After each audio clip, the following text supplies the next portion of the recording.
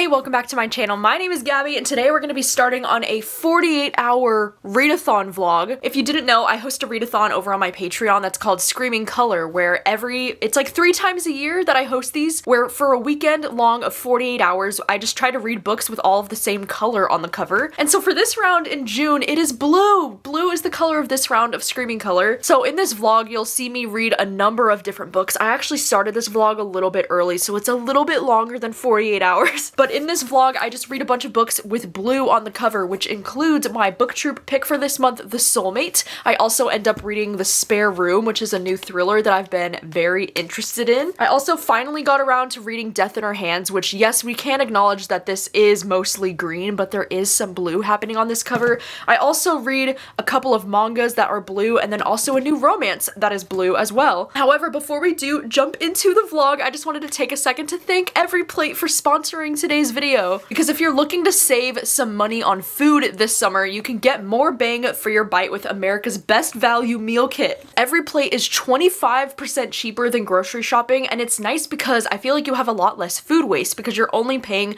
for the pre-proportioned ingredients that you need, so there's gonna be nothing left over at the end. I think EveryPlate is so great if you're low on time because you can make meals in a quick amount of time without having to compromise on the quality. All of their meals are ready in 6 steps or less, and they make it so easy to follow a recipe. Because for someone like me who is not the best cook, or at least I don't have a lot of knowledge about cooking, I feel like EveryPlate just makes it so easy for me to understand how to make new recipes, and I feel like I learn so much about cooking every time that I make a meal with EveryPlate. I also really love that their meals are so customizable to how you like it. So if you want to swap out a certain protein for a different protein or a different veggie for a different veggie, you can totally do that, which I think is great because not everyone likes the same things, and I like that they acknowledge that, and you can swap it out and make it exactly how you like it. They have 26 tasty and affordable recipes to choose from each week. That way you're not getting stuck making the same things over and over again. My sister and I recently made these sriracha pork stir-fry bowls, and these were absolutely incredible. I really think it's the flavor of this sweet soy glaze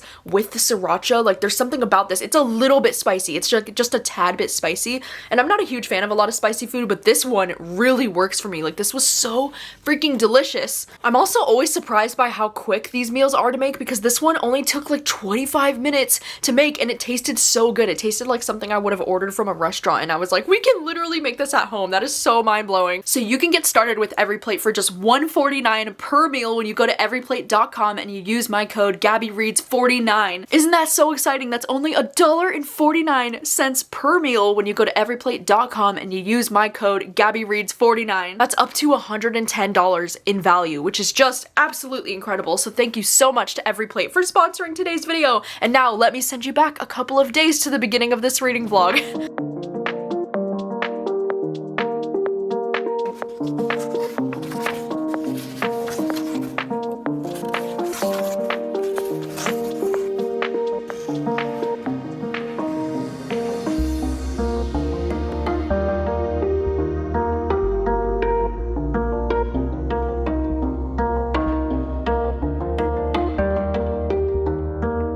It looks like it's way too hot though. Give it a minute. Wow. Wow, and a chicken sandwich. Wow. That is not a chicken sandwich, that's pulled pork. Oh, I'm so dumb. That is not, yeah.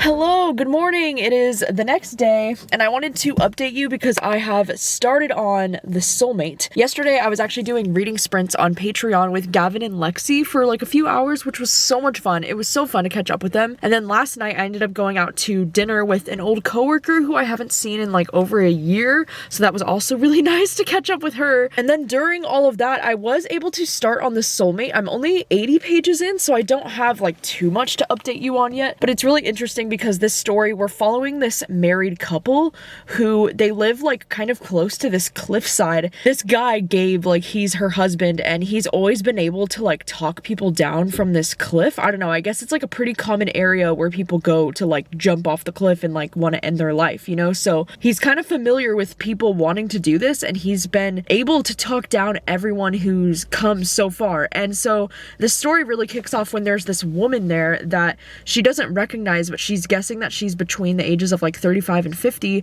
and you know, she sees this woman and she sees Gabe talking to her, and then the next time that she glances up, the woman is gone, and it looks like he has his hands like outstretched, I guess, in a way where it looks like he could have pushed her. The police come, you know, like they question him, and he just kind of says like, oh, I actually like reached out to like try to grab her as she was falling, but like the story that he gives the police is kind of different from like what she saw him do. Like the way that he explained his hand position was kind of different from what she saw, so she doesn't know if she can trust her own husband, you know. And now 80 pages in, this part is still in the premise, so I don't think it's a spoiler because it literally talks about it in the premise, but just now we're getting to the point where she's realizing that her husband actually knew this woman, or like they know her, she's not a stranger, and she's actually the wife of his former boss. I'm really curious to see how this is going to be connected. I feel like so far the book is interesting because it's told mostly from Pippa's point of view, which is like the protagonist. We get her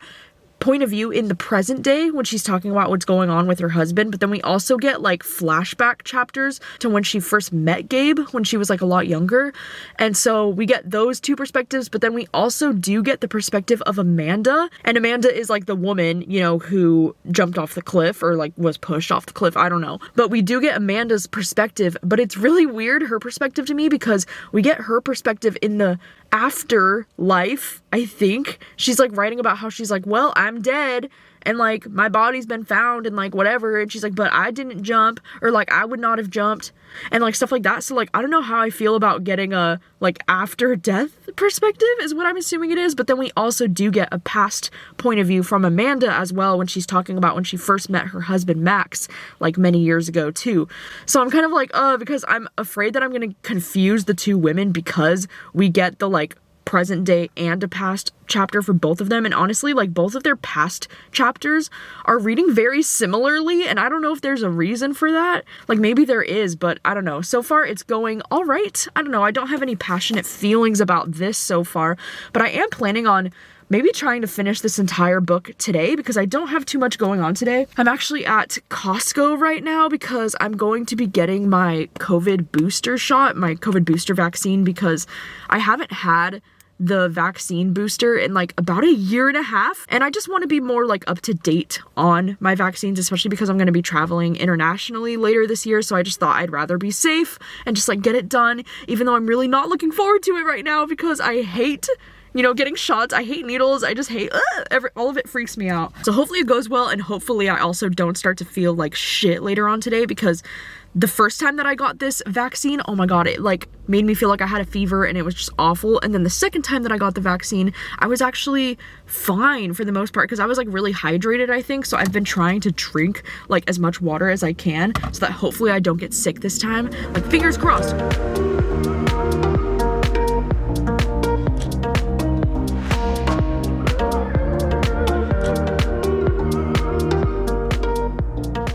Hello, it is now like 3 o'clock in the afternoon. I got my vaccine in my arm, and my arm is feeling a little bit sore, but so far that's like my only symptom, and like fingers crossed that I feel pretty alright for the rest of the night. But right after I got my shot done, I decided to give myself a little treat, and I went to my new acai bowl place, you know, Robex, and I got an acai bowl, and it was fantastic. And ever since I've been home, I was just laying in bed pretty much the rest of the afternoon reading The Soulmate, and I just finished reading it a few minutes ago, and like, this was, this was not what I was thinking it would be, and like not in a good way. I want to say I want to give this book like 2 stars, but also like I could be convinced to give this book even lower than that.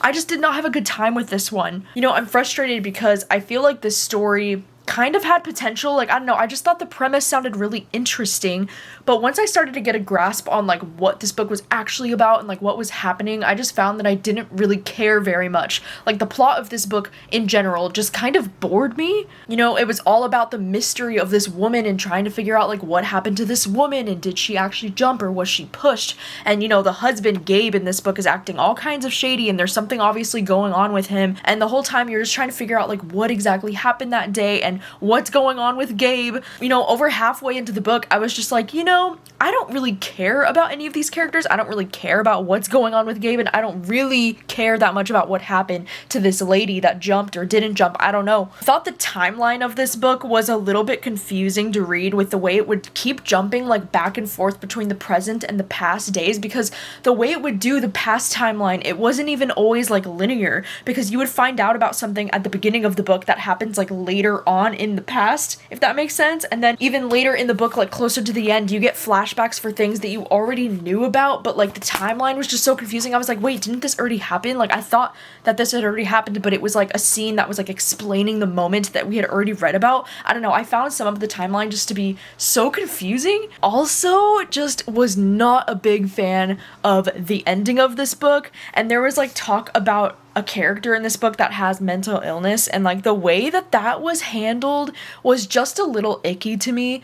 And I don't know, like I just definitely have a few issues with the ending of this book, and some things that just felt so ridiculous and like so out of character and so unlike something that character would do, to the point where I was like, what is the point? Like that doesn't make any sense to me at all. And so I really didn't like the ending. Like I was honestly gonna give this book around like a 3 to a 3.5 stars until those like last 2 to 3 chapters just really bothered me and really just like rubbed me the wrong way. And I just feel like overall this story is a very forgettable story for me. It's not something that I'm gonna remember for a long time. This sucks because this is my book troop pick for the month of June, and I'm doing a live show on July 2nd to discuss this book with Savannah and Aaron, and I'm just sad that I didn't love it.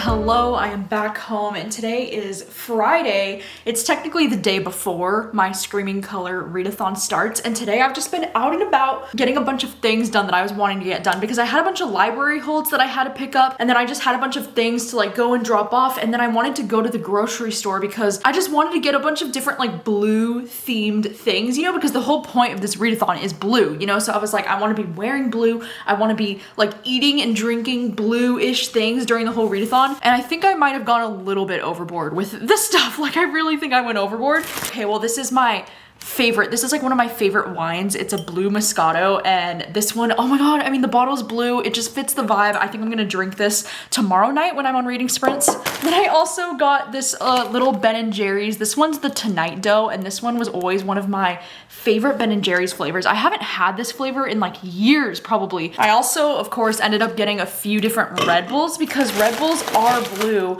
and I thought, you know, it'd be perfect to drink them during the readathon. I ended up getting 4 because they had the deal where if you buy 2, it's like cheaper to buy 2 than it is just to get 1. I also saw, I haven't tried this drink before, but I saw they had this refreshing blue lemonade, and so I thought this would also be fun to try. I mean, it's very blue. And then, you know, I had to do it. I had to get more Almond Joys because these are my favorite candy. Like Almond Joy is probably like my #1 favorite candy, and because it's blue, I mean, come on, it's fate. Then I also got to try, I got these M&Ms, and these are the crunchy cookie kind of M&Ms. I don't really know. I've never tried these before, so I thought these would be fun to try. There's this popcorn that's like mini M&Ms popcorn. Dude, I don't even know, but I love mini M&Ms. Like usually whenever I make my own popcorn, I sprinkle mini M&Ms in my popcorn. So I think this might be my new favorite thing ever, maybe. I don't know, I'm gonna try it tomorrow. I also got these Sour Patch Blue Raspberry because my sister's a huge fan of like sour candy, so if anything, if I don't end up liking these, I'm sure that she will. Also, I got these Airheads Extremes.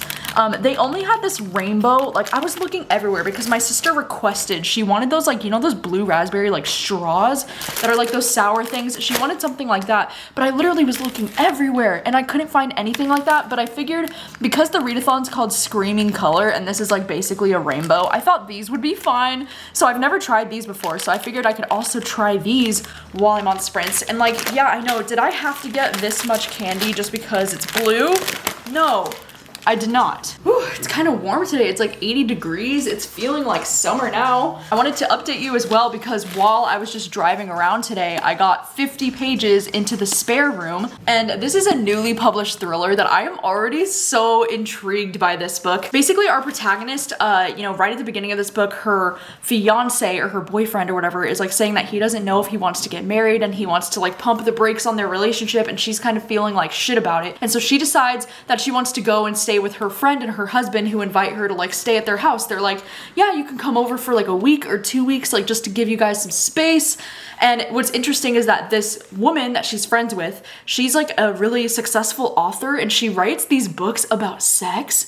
And so it's very interesting though, because our protagonist, she really seems to be like obsessed with this girl in her writing, and like I guess they're friends, but like she reads every article about her. She's just very fascinated by her life, and so she's gonna go and start, you know, she's gonna go and stay at this woman and her husband's house for a little while potentially. And something that's interesting about this that I wasn't expecting is that this takes place like during the COVID pandemic, because she keeps talking about how she's like, COVID pandemic is so much harder for like people who are living alone, you know, because she has to like be alone in her house, and they keep talking about how like, oh, don't worry, we're gonna be safe, we're gonna quarantine, and they're gonna like, she's gonna wear a mask when she comes over, and you know, I don't know, there's like a lot of talk about COVID, so I wasn't totally expecting that. I don't know how big of a role COVID is gonna end up playing in the overall plot of this, but so far I'm very intrigued. I feel like this is definitely, at least it reads more right now like it's leaning towards a romantic thriller, you know, it's got those romantic kind of like provocative vibes happening, which I'm not mad about at all. Like I'm actually kind of invested so far, so hopefully this goes well.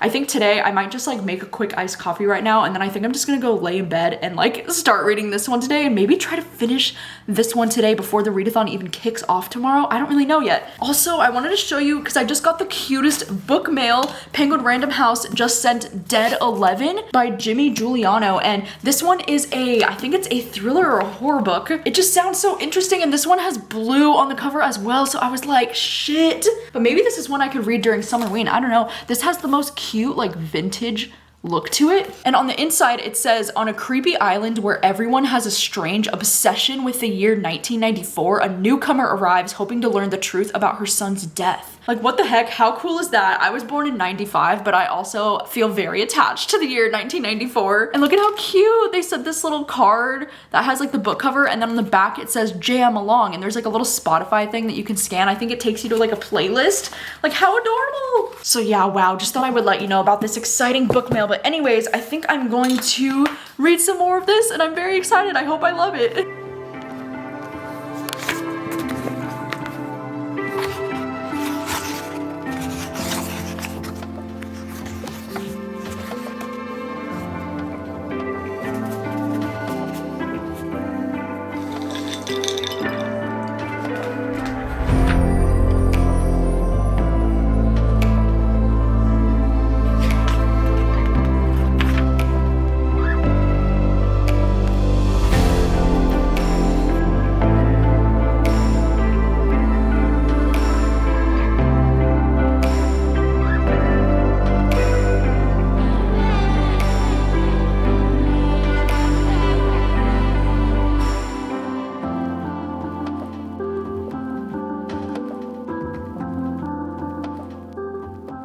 Hello, it is like 9 o'clock at night. I know I haven't really been updating you for the whole day, but it was a really nice afternoon. It was really warm today. It was like 80 degrees, and I took a walk, and then I had some regrets because I was sweating so bad. So I had to take a shower and wash my hair, and then for dinner, my sister made these incredible like chicken tacos, and I had a margarita, and then I put on a bunch of temporary like fake tattoos. Look at this cute one on my finger. Isn't it so cute? And then on this wrist, I put a little sailboat. I just have a bunch of temporary tattoos left over from this huge packet that my mom gave me a while ago, so I just kind of went nuts with it tonight. But I did want to update you because after dinner, I was just sitting here laying in bed, drinking the rest of my margarita, and I finished reading The Spare Room. Sadly, I don't know, dude, this one just did not work for me. I feel like I'm probably gonna end up giving this one maybe around like 2 stars. I don't know. The beginning of this book intrigued me because I do think that the concept of this book is really interesting, right? And like, you know, it's about this woman who's like getting involved with this married couple. Like she's gonna be going and staying at their home and they're gonna be quarantining together. And then it's about how she's getting, you know, romantically involved with this couple, and she finds out that the woman who was romantically involved with them before her has gone missing. And so that's really like what the biggest like mystery and thriller element of this story is kind of trying to figure out if she can trust these people, trying to figure out what happened to the woman who was there before her. But I also feel like this book is not nearly as juicy or as hot as this book thinks that it is. The whole appeal of this book is the fact that it's this like, ooh, it's like a juicy romantic thriller, but it's not that juicy. Like, I don't know, I just didn't find it to be that interesting. I feel like all of the characters were just really one-dimensional and kind of frustrating, like especially the protagonist. I feel like she was so naive at times and just way too trusting. And I also feel like the pacing of this book just drove me insane because I really feel like this book doesn't even feel like a thriller really until about like the 70% mark. Like it takes so long before anything really like thrilling happens in this story. It's just a bunch of like juicy drama and romance before that. But then even after the thriller stuff started happening about 70% into the book, I just found that I really didn't care. And a lot of the twists were just like, it's stuff that I've seen before, you know, like it's just nothing new, nothing that interesting. I saw that my friend Ashley read this book recently, and she said that she thinks that this thriller is perfect for fans of Taryn Fisher and Geneva Rose, and I was like 100%, like that is 100% an accurate thing to say, because this definitely reminded me a lot of, you know, books that I've read by Taryn Fisher and Geneva Rose. I feel like these authors maybe just aren't for me, which is such a bummer because, you know, this one just had, I feel like it did have so much potential because I love the idea of someone getting involved with a married couple and then things get kind of messy. I just feel like there's so much potential with a storyline like this, but I don't know, like it was just so boring for the most part. I think I'm just gonna hang out, call it a night, and, you know, get ready for these 10-hour long reading sprints tomorrow. I'm freaking hyped.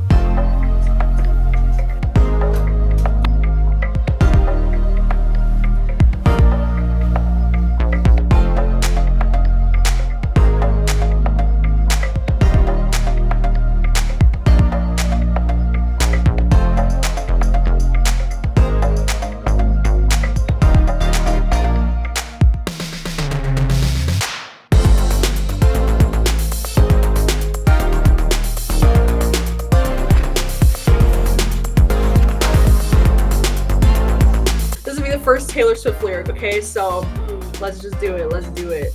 Let's do it. Which song is it?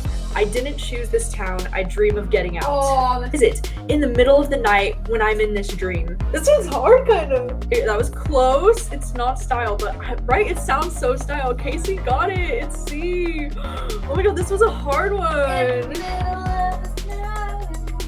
Yeah, this is from Untouchable. Yeah.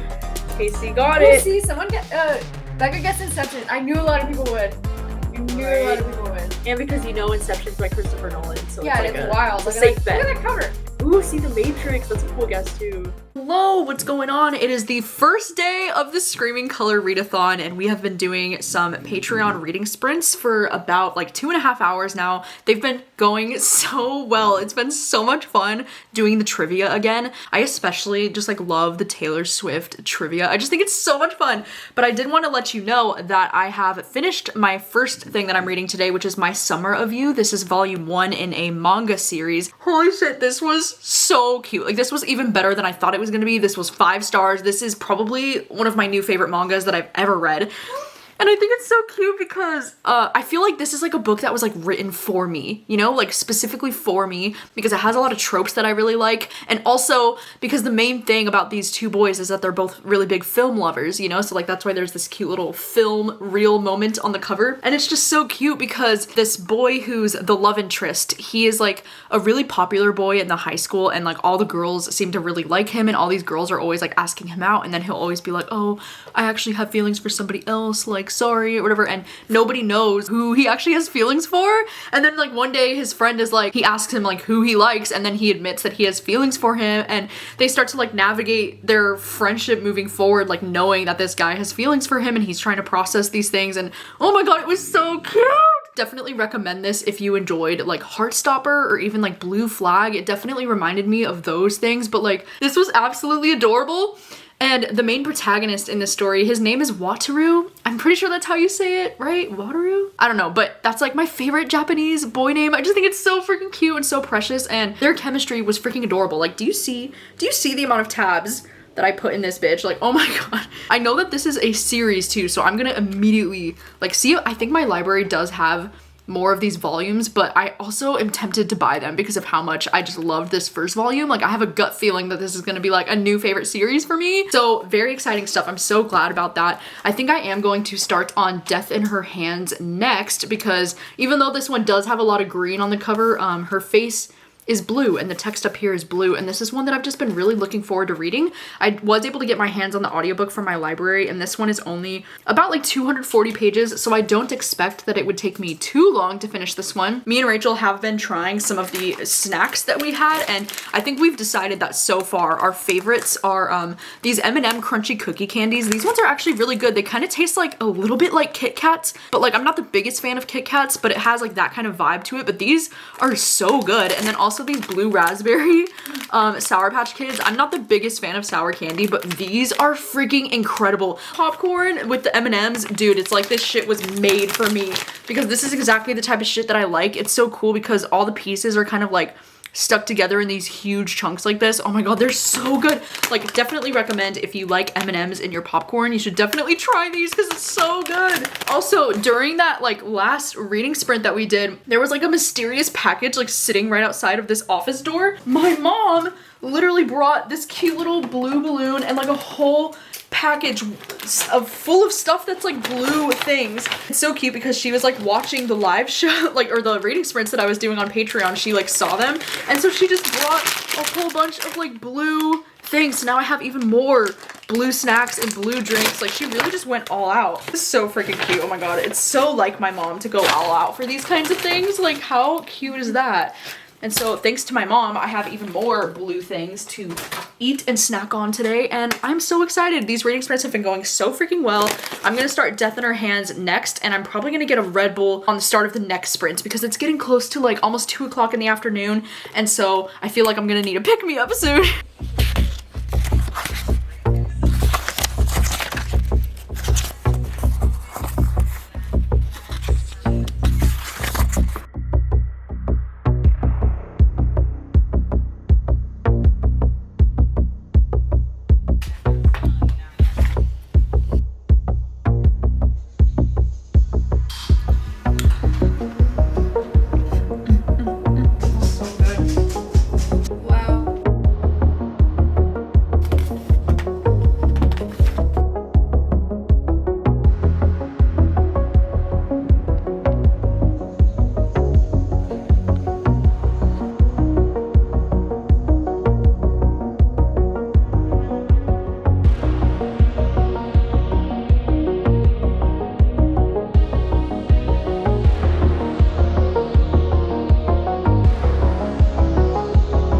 Wow, Brittany got it again. It is One of the Girls by Lucy Clark. What book is this? What is it called?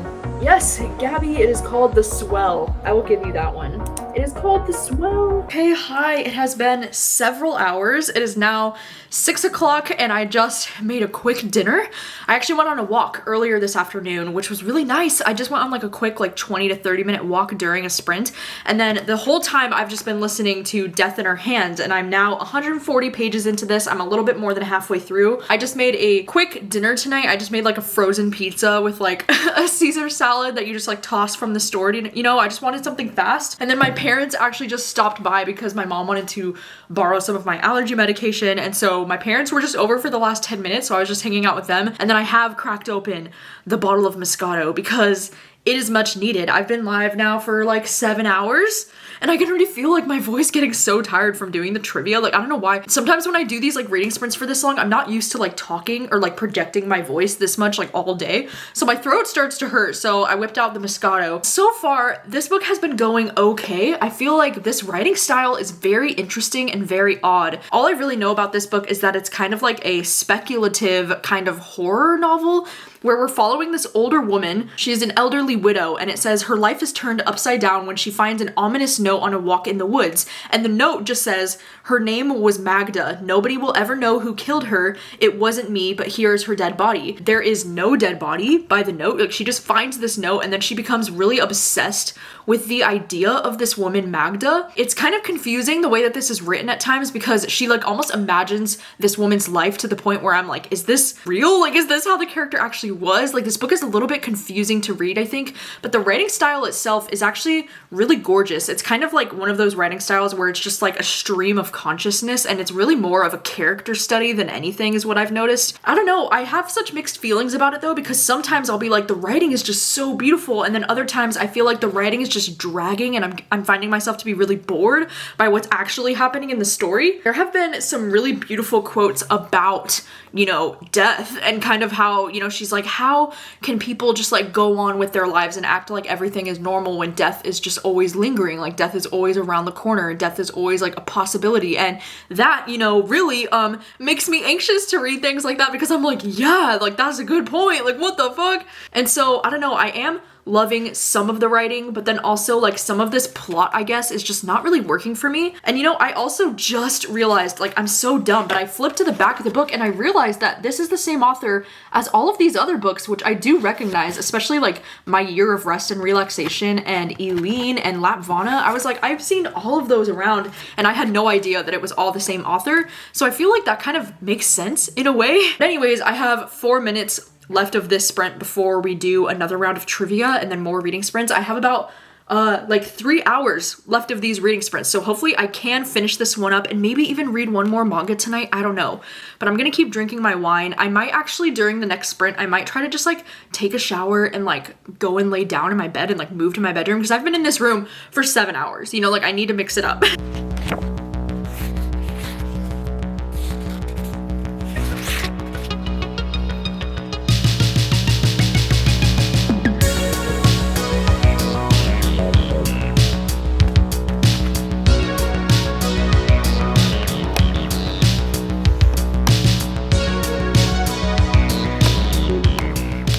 Hello, it is like 9:15 at night. I just finished up the 10-hour long reading sprints, which were so much fun. It was kind of annoying because StreamYard was giving me a little bit of a technical difficulty in that last hour, and none of the comments from YouTube were like loading into my StreamYard, so that was a little bit annoying, but luckily it didn't affect anything too much as far as like the actual readathon went. But I did want to let you know that I have finished reading Death in Her Hands. This is one that I don't know how I feel about this, because I feel like I can recognize that this is a book that has really beautiful writing, and I really feel like this book has a lot to say.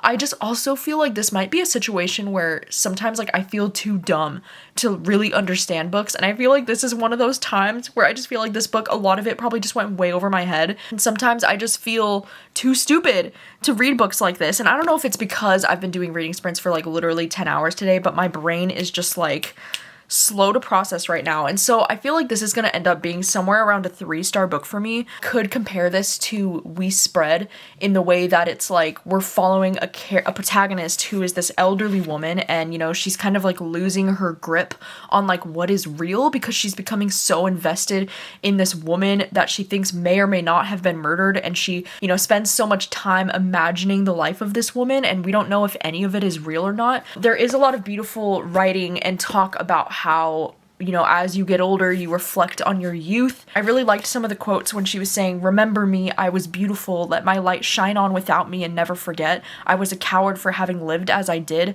but never more I resolved." Like, there's just really, you know, gorgeous writing throughout this book. I just feel like it wasn't necessarily the writing in this book that bothered me. It was more just like the plot, I guess, and the characters. I just didn't really care as much as I wanted to care. And there were so many moments, like especially chapter 6. Oh my god, chapter 6 just dragged so much for me, but then I ended up really liking chapter 7. Like, this entire book is only 7 chapters. All of the chapters are very long. Chapter 6 was definitely like, it felt the longest to me, and I was like starting to skim, and I was like, I'm ready for things to, you know, move along. So I don't know, this was probably a 3-star for me. I've started on the next manga that I was wanting to read, which is Become You. This is volume 1, and this is one that I was really excited to read because this is from the same author as Orange, which is like one of my favorite mangas of all time. So I was really looking forward to this. But I think, you know, I'm about halfway through it now, and I think I might have gone into this book with the wrong expectations because for some reason, I thought that this was gonna be like a romance between the two boys, but I guess it's not. It's just like a contemporary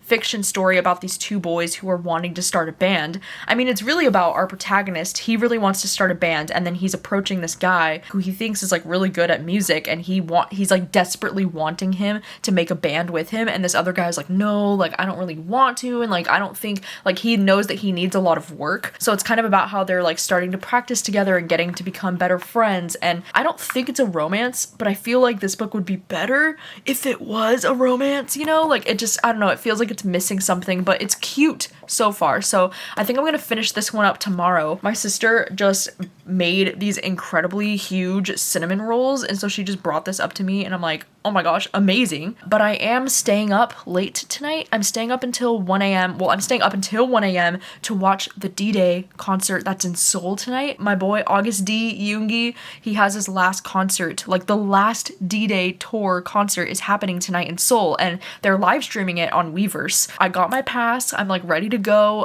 The concert starts at 1 a.m. my time and will probably go until about like 3 a.m. But like, of course, you bet your ass I'm staying up to watch this concert tonight because it's the last show. I'm like not emotionally prepared at all for this tour to be over, and it's making me really big sad. Like I'm trying not to think about the fact that this is gonna be the last show.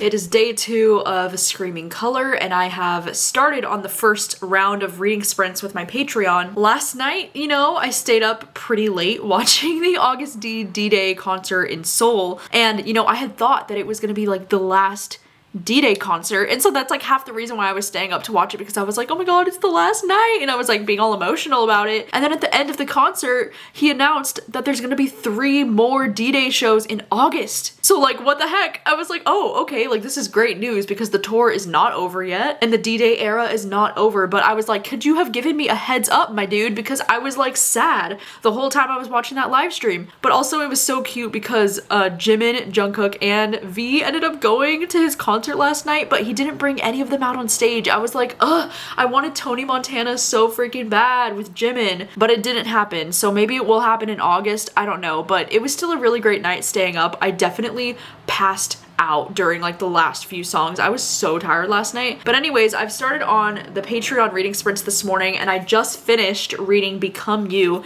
And this is one that, I don't know, I kind of have mixed feelings about it. I just feel like this was a little bit underwhelming and just kind of like slow and boring in my opinion. I feel like this book could have used something more, like a romance or just something more going on, because at the end of the day, this manga is really just about this young boy who is wanting to achieve his dreams of being in a band. And so I don't know, it ended up being okay. It's probably gonna be around like a 3-star for me. Just now starting on The Boyfriend Candidate, which is by Ashley Winstead. This is the second romance book that Ashley Winstead has published so far. I actually did try to read the first one, Fool Me Once. I tried to read that one twice and I ended up DNFing it 2 separate times. So like, I don't really know if that one is gonna work for me, but this one, I think we're following the girl who's the sister of like the lead in the first book. So it is kind of a sequel in a way. So I'm hoping that it's not too like confusing to try and read this one, even though I haven't really finished Fool Me Once. But so far it's cute. I don't know, I'm invested. I'm only on chapter 2. So like, I'm just now diving in, and I will update you with more thoughts once I'm more into the book. Oh, okay, they're called vignettes. That's how you say that, right? Vignette? Vignette? How do you say that word? Vignette. I can Google it. I have Google. Vignette. Vignette. Oh. Vignette. Okay, vignette. Exactly! It's already gonna be hard enough for me to fucking focus because of these assholes. All these assholes dropping albums and books during my readathon. How rude.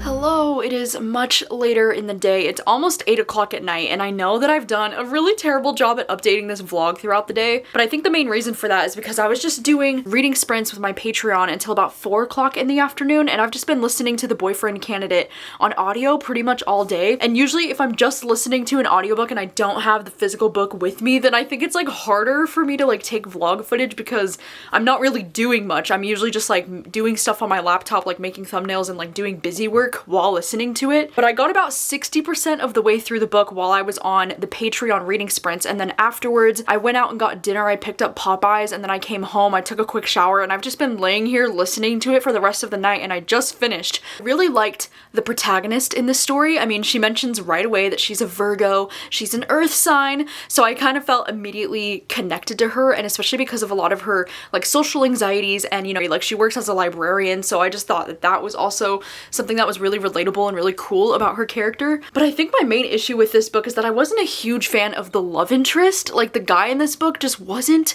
that appealing to me. Like there was just something about him, and I'm sure it's probably, you know, because of the fact that he's like a politician. I don't know why it's like such a turn off that he's a politician. Like I just don't really think that that is very attractive, and maybe this is like a me problem because I probably shouldn't have even picked up this book knowing what it's about, because I don't think that I love romance books with like a lot of heavy politics in them. Because, you know, the whole premise of this book is that this girl, you know, she wants to prove that she's like more spontaneous and like wild when it comes to her sex life. So she's having like, or she's trying to have a one-night stand with this guy that she doesn't know at the beginning of this book. It turns out, you know, like they go to this hotel and they're gonna like plan to have like a one-night stand, and then there's a fire that happens in the hotel and everybody has to like leave the building.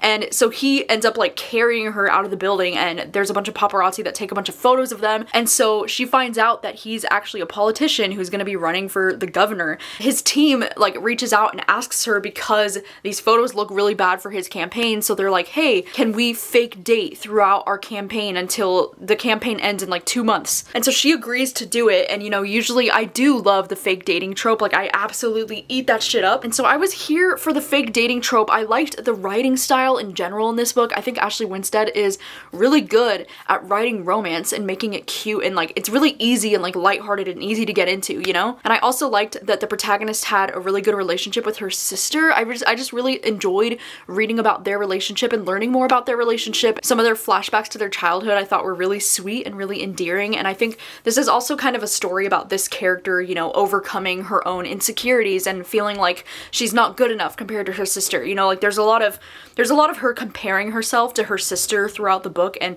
how she's constantly saying like, you know, her sister is the more like outgoing and spontaneous of the two of them, and how she's just wanting to be more like her. But I don't know, I think it really just comes down to the fact that I think I want to give this book 3 stars just because I wasn't a huge fan of the love interest dude. Like he just did not really do it for me in this book. And I think also the fact that there was a lot of politics in this book, and I know it's like that's something I should have been anticipating with a book that's literally called The Boyfriend Candidate, but at the same time I just wasn't expecting it to be so heavy with the politics. Like I don't know, there's just a lot of talk about, you know, like their school budget and like what they're putting money towards, and they would have to go to these meetings where they talk about the money and the budget of things and how they're going to be splitting up the taxes and things, and they're like, what's your opinion on this? And they would make sure that they're on the same page because they don't want to look like fools in the eye of the public. And I don't know, there was just a lot of that I just thought was a little bit boring at times. Like, I don't know, the politics just got a little bit boring for me to read about after so much time. But yeah, overall, this was about a 3-star for me. You know, it's so crazy because I think that I actually prefer Ashley Winstead's writing when it comes to thrillers, but I also, like, I was talking about this on my Patreon sprints today, how I admire Ashley Winstead so much for being able to write both thrillers and romances and doing both of them well. I feel like if I ever were to be an author, I'd want to be doing something like Ashley Winstead, you know, like I'd want to be an author author that publishes in both the thriller and the romance genres, because those are my genres right there. You know, if we include horror, those are my 3 genres. So I think Ashley Winstead is so freaking awesome, and she's such a good writer. I'm hoping one day to just absolutely love one of her romance books, but so far this one was just alright for me. But yeah, I think that is a wrap on this reading vlog. I had so much fun doing another round of Screaming Color, and I know that I'm going to be doing another round a little bit later this year in the fall, and I'm so looking forward to it. You'll have to let me know what you think of any of these books, if you've read any of the books that I read for this vlog, or if you have any of them on your TBR. Thank you so much for watching as always, and I will see you very soon with another video. Bye.